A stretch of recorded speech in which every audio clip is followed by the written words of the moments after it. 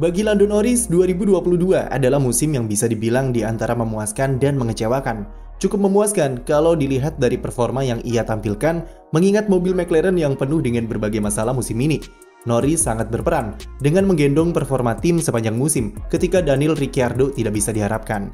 Berkat Norris, McLaren bisa menempel ketat dan memberikan perlawanan kepada Alpine, meskipun pada akhirnya kalah juga di klasemen konstruktor.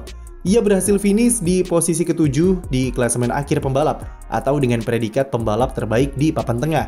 Namun predikat itulah yang menjadi sisi mengecewakan bagi Norris musim ini.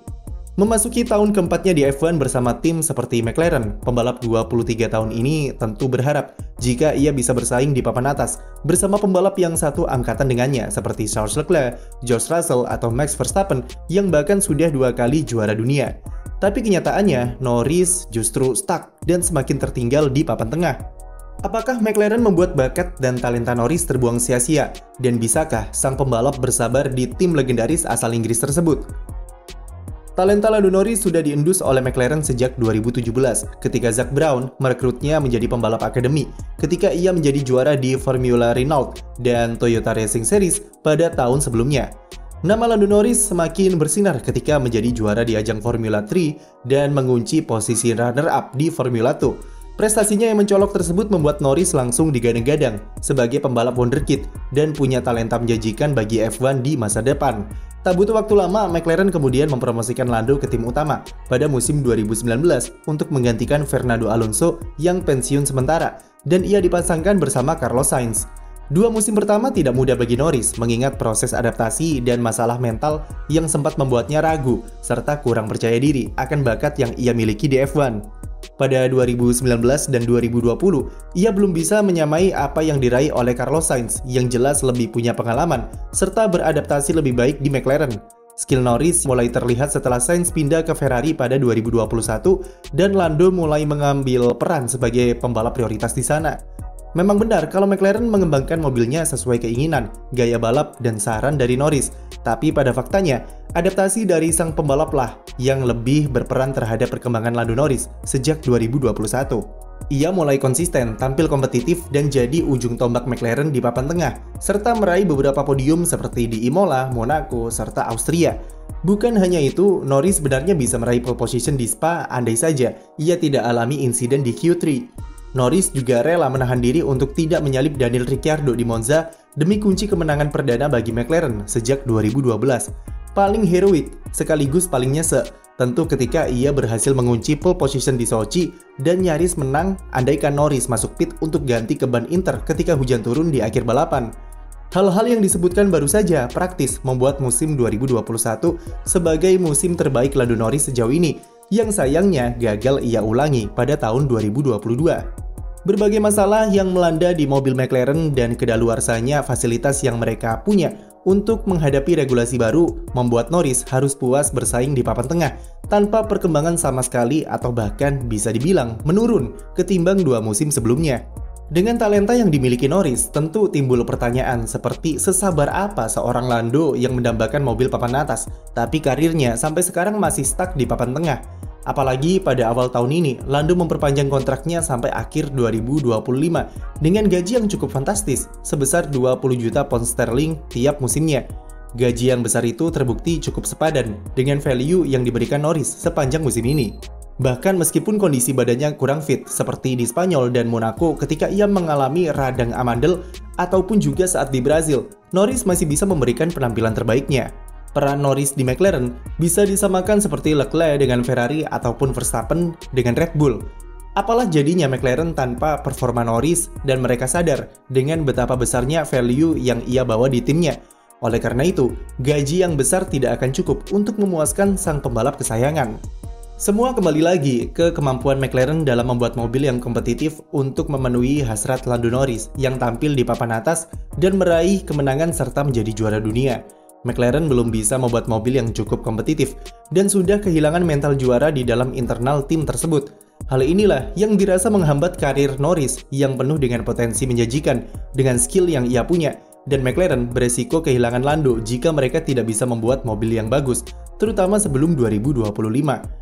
Pembalap Inggris ini mengaku jika memang ada rasa frustrasi yang menyelimuti dirinya karena semua potensinya tertahan di McLaren dan ia hanya bisa bersabar sampai musim 2024 atau 2025 ketika semua fasilitas seperti wind tunnel dan simulator baru sudah jadi. Kalau McLaren masih saja gagal membuat mobil kompetitif, bukan tidak mungkin kalau Norris memutuskan mencari opsi di tim lain dan mengakhiri kontraknya lebih awal. Apalagi ditambah dengan dipercepatnya kepergian Andreas Seidl yang perannya sangat influensial di McLaren untuk menjadi CEO Sauber. Hal ini bisa menghambat kinerja McLaren dalam beberapa tahun ke depan, mengingat Andrea Stella juga butuh waktu untuk menyesuaikan diri sebagai tim prinsipal yang baru. Posisi Norris persis seperti Max Verstappen di musim 2019 dan 2020 ketika talentanya terhalangi oleh mobil yang kurang oke. Namun Verstappen lewat ayahnya punya manajemen yang lebih berani dalam mendorong Red Bull untuk berbenah dan membuat mobil yang kompetitif. Jika kita lihat dari langkah transfer McLaren yang merekrut Oscar Piastri, ini bisa dibaca sebagai langkah preventif seandainya Lando Norris kehilangan kesabaran dan ia memilih pindah ke tim yang lebih besar suatu saat nanti. Jadi kalaupun Norris pergi, setidaknya McLaren punya backup seperti Piastri yang sama-sama pembalap muda dan punya potensi besar. Sekarang andai Norris memilih cabut, tim mana yang bisa jadi rumah baru baginya? Jika melihat opsi dari 3 tim besar yang ada saat ini, Red Bull sepertinya merupakan pilihan yang oke dan realistis bagi Norris pada 2024 atau 2025 mendatang. Hal itu mengingat fakta kalau Norris pernah didekati dan nyaris direkrut Red Bull sebanyak 2 kali. Yang pertama adalah pada pertengahan musim 2018 ketika ia memimpin klasemen Formula 2. Helmut Marko sempat mendekati serta membujuk Norris untuk gabung dan menggantikan posisi Brandon Hartley di Toro Rosso. Norris yang saat itu masih berstatus sebagai pembalap Akademi McLaren masih bimbang karena belum jelasnya ketersediaan kursi di tim utama yang masih dihuni oleh Fernando Alonso dan Stoffel Vandoorne. Tapi untungnya Alonso mengumumkan pensiun sementara dan itu membuka jalan bagi Norris untuk promosi ke tim utama, sekaligus menggagalkan upaya Red Bull untuk membajaknya. Usaha kedua kemudian datang pada musim 2021, melihat bagaimana performa Norris yang sangat impresif dan mampu mengalahkan Daniel Ricciardo. Namun usaha itu lagi-lagi gagal karena Norris kembali mempercayakan karirnya di McLaren dengan memperpanjang kontraknya sampai 2025. Selain karena Norris adalah pembalap idaman Red Bull, secara gaya balap, dia sebenarnya juga sangat cocok dengan mobil mereka. Sama seperti Max Verstappen, Norris kurang begitu suka dengan karakter mobil yang understeer dan lebih menyukai mobil yang oversteer dengan bagian depan yang sensitif atau responsif. Jadi bisa dipastikan kalau Norris bisa memberikan performa yang lebih baik ketimbang Sergio Perez yang kesulitan dalam preferensi mobil oversteer ala Red Bull. Kemampuan adaptasi Norris juga baik, dibuktikan dengan cara dia memaksimalkan mobil McLaren musim ini yang tidak sesuai dengan gaya balapnya. Selain kemampuan dan atribut skill yang sama, Max dan Lando punya hubungan yang cukup dekat, serta satu generasi atau satu circle. Keduanya sering ikut balap sim racing bersama ataupun cuma sekedar mabar game online. Minimal bisa dipastikan kalau hubungan keduanya akan cukup harmonis, meskipun itu bakal tergantung juga dengan persaingan mereka di sirkuit. Namun setidaknya, hal-hal barusan menunjukkan kalau Norris lebih cocok untuk hijrah ke Red Bull jika ia tidak sabaran di McLaren.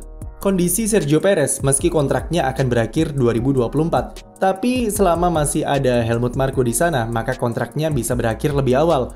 Bisa saja kalau Perez tidak perform tahun depan dan Norris mau diajak pindah, serta mereka mampu menembus nilai kontraknya, maka Checo bisa apa? Kondisi Lando Norris saat ini ibarat seperti pertaruhan karir. Ia mempertaruhkan karirnya dengan semua kepercayaan yang ia berikan kepada McLaren, dengan harapan mereka bisa membuat mobil yang kompetitif pada musim 2024 nanti. Kalau McLaren berhasil menuntaskan janjinya, maka kesabaran Norris akan membuahkan hasil. Tapi jika gagal, maka Lando mungkin akan menyesal ketika ia menolak tawaran Red Bull tahun lalu atau tahun depan. Sekian video dari kami, jangan lupa beri like dan subscribe untuk konten-konten F1 lainnya.